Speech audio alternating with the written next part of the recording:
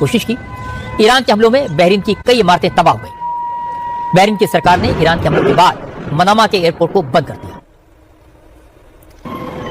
Iran ने अपने जवाबी हमले में पूरे मिडिल ईस्ट को हमलों के जद में ले लिया है। आज ईरान के ड्रोन्स ने सऊदी अरब के रास तारुना में सबसे बड़ा तेल रिफाइनरी है, उसको निशाना बनाया। ये रिफाइनरी हर दिन 5.5 लाख बैरल तेल का प्रोडक्शन करती है। ड्रोन अटैक के बाद सऊदी अरब ने रिफाइनरी को खाली करा लिया है और फिलहाल तेल का प्रोडक्शन बंद कर दिया है। इसके अलावा ईरान ने सऊदी अरब के किंग सलमान मिलिट्री बेस पर भी मिसाइल्स और ड्रोन से हमला किया, जिससे मिलिट्री बेस पर कई धमाके सुने गए। ईरान ने ओमान के दुक्म एयरपोर्ट को भी ड्रोन हमलों का निशाना बनाया। सऊदी अरब के पड़ोसी देश इराक में भी अमेरिका के एक सैनिक अड्डे पर जबरदस्त अटैक हुआ। ईरान के हमलों के निशाने पर इरबिल का मिलिट्री बेस था। हालांकि ईरान के हमले के बावजूद इराक ने साफ किया कि वो ईरान के खिलाफ इजराइल और अमेरिका के युद्ध में शामिल नहीं होगा। ईरान के हमलों का दायरा बढ़कर अब भूमध्य सागर तक पहुंच गया है। ईरान ने साइप्रस में ब्रिटेन के मिलिट्री बेस पर ड्रोन से हमले किए। ईरान के ड्रोन अटैक के बाद साइप्रस के हवाई अड्डे को बंद करा दिया गया। ब्रिटेन के इस मिलिट्री बेस का इस्तेमाल अमेरिका और इजराइल ईरान पर हमले के लिए कर रहे हैं। इसी वजह से ईरान ने साइप्रस को टारगेट किया। हालांकि ब्रिटेन ने कहा कि उसके मिलिट्री बेस पर हमले के बावजूद वो ईरान के खिलाफ युद्ध में शामिल नहीं होगा। ब्रिटेन के प्राइम मिनिस्टर कियर स्टारमर ने कहा कि मिडिल ईस्ट में उनकी सेना डिफेंसिव ऑपरेशन के तहत उन देशों की मदद कर रही है जिन पर ईरान हमला कर रहा है, लेकिन ब्रिटेन की सेनाएं ईरान पर हमला नहीं करेंगी। Over the last 2 days, Iran has launched sustained attacks across the region at countries who did not attack them.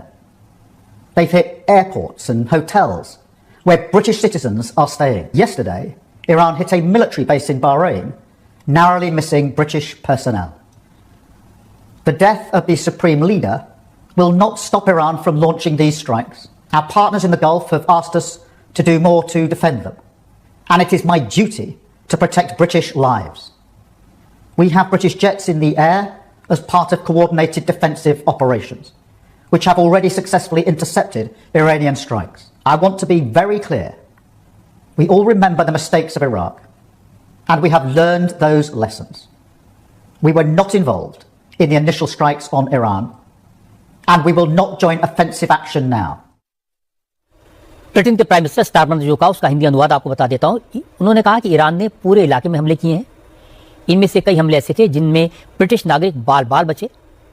Starmer ने कहा कि सुप्रीम लीडर की मौत के बावजूद ईरान लगातार हमले कर रहा है, इसलिए मिडिल ईस्ट में ब्रिटेन की सेना ईरान के हमले रोकने में खाड़ी देशों की मदद कर रही है। लेकिन न तो ब्रिटेन ने ईरान पर हमला किया था और न ही आगे वो ईरान पर हमला करेगा, क्योंकि ब्रिटेन ने इराक पर हमले के बाद सबसे जरूरी सबक सीख लिया है। ब्रिटेन और फ्रांस के इसी रुख से प्रेसिडेंट ट्रंप खासे नाराज हैं। ट्रंप यूरोपीय देशों के रुख को वोट की राजनीति बता रहे हैं।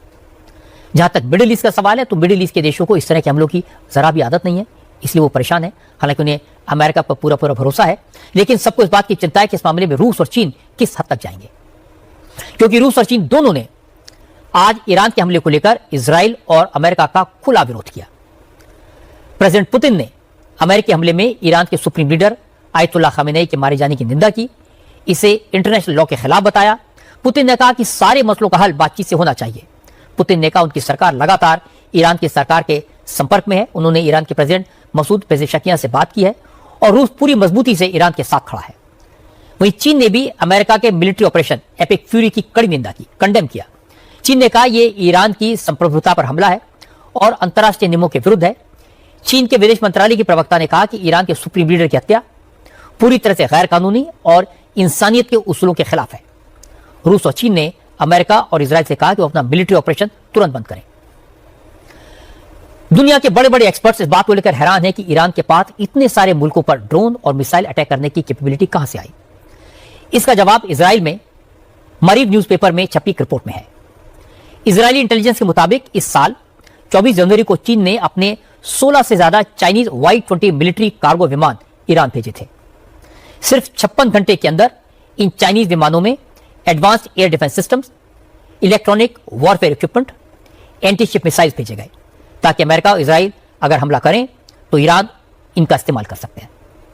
चाइनीज Y-20 कार्गो विमान में HQ-9B advance long range air defence system थे, जिनका इस्तेमाल सैनिक और एटमी ठिकानों की रक्षा के लिए किया गया।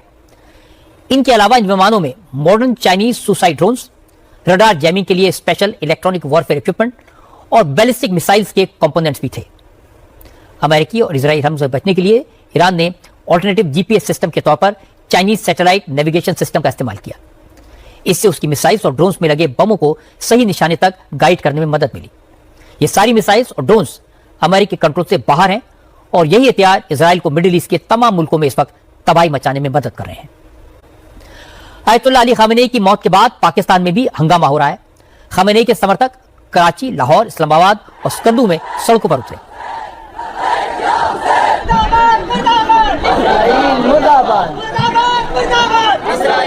अमेरिकी कॉन्सुलेट और यूएन के दफ्तरों को निशाना बनाया गया। इसके बाद अमेरिकी फोर्सेस के एक्शन में कम से कम 35 पाकिस्तानी नागरिक मारे गए, सैकड़ों लोग घायल हुए। ये लोग अमेरिकी के कॉन्सुलेट में घुसने की कोशिश कर रहे थे, वहां आगजनी और तोड़फोड़ कर रहे थे। प्रदर्शनकारियों ने कराची में अमेरिकी कॉन्सुलेट में आग लगा दी, स्कर्दू में यूएन का दफ्तर फूंक दिया, पुलिस पर पत्थर बरसाए। लाहौर और इस्लामाबाद में जमकर हिंसा हुई। लोगों का गुस्सा शहबाज शरीफ पर भी फूटा, आसिम मुनीर पर भी। लोगों ने कहा कि अमेरिका का साथ देकर हुकूमत ने मुसलमानों के साथ धोखा किया है। लोगों ने कहा कि खamenei उन्हें बहुत अजीज थे, उनकी मौत का बदला लेकर रहेंगे। अगर आज ईरान के सुप्रीम लीडर की बारी थी तो कल के पाकिस्तान के जिम्मेदारान की भी बारी आएगी, सऊदी के भी आएगी, सबकी आएगी। ये इस वक्त खामोशी इख्तियार किए हुए हैं और उल्टा धोखा दिया इन्होंने ईरान को कि हम आपके साथ हैं और हमारी सरजमीन इस्तेमाल नहीं होगी।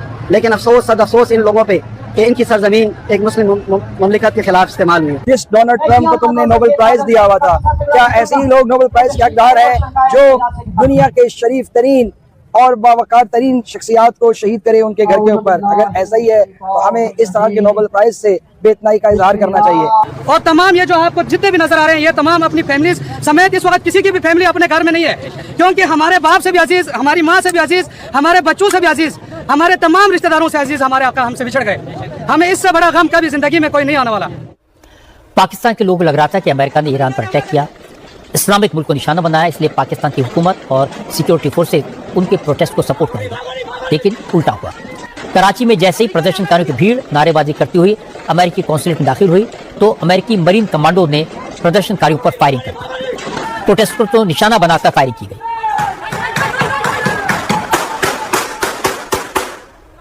कराची से जो तस्वीरें आई हैं वो दिल दहलाने वाली हैं। गोलियां सीधे प्रदर्शनकारियों के सिर में लगी, लाशों के ढेर लग गए। अमेरिकी मरीन कमांडो और पुलिस की फायरिंग में कुल 35 लोग मारे गए। इनमें से कराची में 16 लोगों की मौत हुई, जबकि गिलगित बाल्टिस्तान में 7 लोगों की मौत की खबर आई है। स्कर्दू और इस्लामाबाद में 6 लोग मारे गए। घायलों की संख्या 200 के पार बताई जा रही है। कराची, इस्लामाबाद, स्कर्दू हर जगह जनाजे उठे, मातम बना। खामेनेई की मौत के बाद पाकिस्तानियों ने सोचा भी नहीं था कि उनकी सरकार उन पर इस तरह से गोली चला देगी। अब लोग फायरिंग करने वालों पर एक्शन की मांग कर रहे हैं। कि पाकिस्तान में जो आज कराची में रियासती गुंडों ने, रियासती दहशतगर्दों ने जो फायरिंग की है, उसकी एफआईआर उन रियासती इदारों के अफसरान के खिलाफ होनी चाहिए। हमारा ये सबसे मेन मुतालबा है। और जो हमारे जवानों को अरेस्ट किया गया है, गुमशुदा किया गया, आज के रोज 1 मार्च को उनको फिलहाल रिहा किया जाए। खामेनेई की मौत के बाद शहबाज शरीफ की सरकार बुरी तरह घिर चुकी है। लोग फील्ड मार्शल आसिम मुनीर को कोस रहे हैं। लोग पूछ रहे हैं कि उनकी गलती क्या है, उनका कसूर क्या है, क्यों पाकिस्तान की हुकूमत अमेरिका का साथ दे रही है, क्यों अमेरिकी मरीन कमांडो को गोली चलाने की छूट दी गई। 16 अफराद कराची में शहीद हो गए, 7 अफराद गिलगित में मार दिए, 6 अफराद स्कर्दू में शहीद हो गए। इस्लामाबाद में 6 अफराद अपने महबूब रहबर की मोहब्बत में रोडों पर निकले, रस्तों पर आए तो उन्हें हमारे रियासती हिफाजती इदारों ने गोलियों का निशाना बनाया और उन्हें शहीद कर दिया। 35 शहादतें पाकिस्तान में हुई हैं। लाहौर समेत इन सारे शहरों में, तमाम शहरों में जख्मियों की तादाद सैकड़ों में। अफसोस अफसोस कि क्या पाकिस्तान का पैसा पाकिस्तानी शहरियों पर ही खर्च होगा, यानी मारने पे खर्च होगा, शहर मारे जाएंगे, गोलियां मारी जाएंगी। मैं वो मंजर आपके सामने बयान नहीं कर सकता। पाकिस्तान की सरजमीन से इन जालिम हुकूमतों और हुकूमतों के सिफारतखानों को खत्म किया जाए, लेकिन आपने बहरहाल ट्रम्प अमन वायदे की सूरत में जो कुछ तय किया है, जिससे हम नहीं पूरा पाकिस्तान नाला है। कुछ महीने पहले व्हाइट हाउस में थोड़ा सा बिताने के बाद शहबाज शरीफ और आसिम मुनीर बहुत इतराने लगे थे। उन्हें इस बात का गुमान हो गया था कि ट्रंप ने उन्हें साथ बिठाया। ट्रंप से मेल मुलाकात का इस्तेमाल शहबाज और मुनीर ने पाकिस्तान की आवाम को यह दिखाने के लिए किया कि वो कितने भारी डिप्लोमेट बन गए हैं। उन्हें इस बात का बड़ा फख्र था कि अमेरिका ने भारत के मुकाबले पाकिस्तान को तवज्जो दी। पर उन्हें यह अंदाजा नहीं था कि एक दिन लेने के देने पड़ जाएंगे। ईरान पर अमेरिका के हमले के बाद उन्हें अपनी पब्लिक को जवाब देना मुश्किल हो रहा है। ट्रंप की टेम्परेरी मोहब्बत का सौदा शहबाज और मुनीर को बहुत महंगा पड़ा। पाकिस्तान के साथ दोहरी मुसीबत है। मुल्क के भीतर अवाम ईरान के खिलाफ अमेरिका का साथ देने से नाराज है और दूसरी तरफ अफगानिस्तान के हमले लगातार जारी हैं।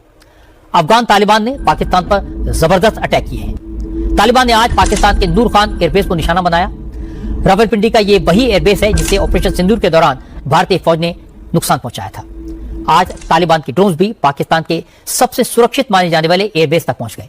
तालिबान ने दावा किया कि उसे ड्यूरन लाइन पार करके पाकिस्तान में अपने फौजियों को घुसा दिया है। क्वेटा और खैबर पख्तूनख्वा में कुछ मिलिट्री ठिकानों को टारगेट किया गया है। तालिबान ने कहा कि अगर पाकिस्तान ने फिर से अफगानिस्तान पर हमला किया तो उसे और कड़ा सबक सिखाया जाएगा। शर्मिंदगी से बचने के लिए पाकिस्तान ने भी तालिबान के खिलाफ ऑपरेशन लॉन्च करने की बात कही। पाकिस्तान की सरकार ने दावा किया कि ऑपरेशन गजब लिल हक में 400 से ज्यादा तालिबान के लड़ाके मारे जा चुके हैं। अफगानिस्तान की 182 पोस्ट को तबाह करने का दावा किया गया और यह भी कहा कि 31 पोस्ट पर पाकिस्तानी फौज ने कब्जा कर लिया है। तालिबान के 185 टैंक और आर्मी व्हीकल तबाह कर दिए गए हैं। तालिबान के हमले के बाद पाकिस्तान में फिर से भारत पर इल्जाम लगाने का सिलसिला शुरू हो गया। ये जो डोनाल्ड ट्रंप की तरफ से पाकिस्तान के वज़ीर आज़म की और फील्ड मार्शल आसिम मुनीर की तारीफ़ें की जाती हैं, इन तारीफ़ों पर ना जाएं। आप ये सोचें कि अभी जो 3-4 दिन पहले अफ़गान तालिबान ने अचानक 25-30 जगह पर पाकिस्तान की चेक पोस्टों पर हमला किया, पाकिस्तान पर हमलों का ऐलान कर दिया। क्या ये उन्होंने ऐसे ही ऐलान कर दिया था? मैं आपको बहुत एक मुसद्दका इतला दे रहा हूँ कि ये जो अफ़गान तालिबान ने हमला किया था, इस हमले में उनको एक अहम खलीजी मुल्क की हमायत हासिल थी और ये वो खलीजी मुल्क है जो यमन में भी मुदाखलत कर रहा है, जो सूडान में भी मुदाखलत कर रहा है, जो लीबिया में भी मुदाखलत कर रहा है और जो पाकिस्तान के एक बहुत ही करीबी इत्तेहादी सऊदी अरब के खिलाफ इस साजिशों में मुलव्वस है। पाकिस्तान पर अफगानिस्तान हमला करे या बलोच आर्मी पाकिस्तान की फौज को मार मार कर दौड़ाए, पाकिस्तान को जब भी नानी याद आती है तो वो भारत को ब्लेम करता है। ये उसकी पुरानी आदत है। लेकिन पाकिस्तान के लोग सच्चाई को जानते हैं, इसलिए ऐसी बातों पर कोई यकीन नहीं करता। सच तो यह है कि पाकिस्तान के लोगों में अपनी सरकार और अपनी फौज के खिलाफ गुस्सा लगातार बढ़ता जा रहा है और अमेरिका के ईरान पर हमले के बाद लोगों की नाराजगी चरम सीमा पर है। लोगों को समझाने के बजाय पाकिस्तान की सरकार ने गोलियां चलाई, जिसने आग में घी डालने का काम किया।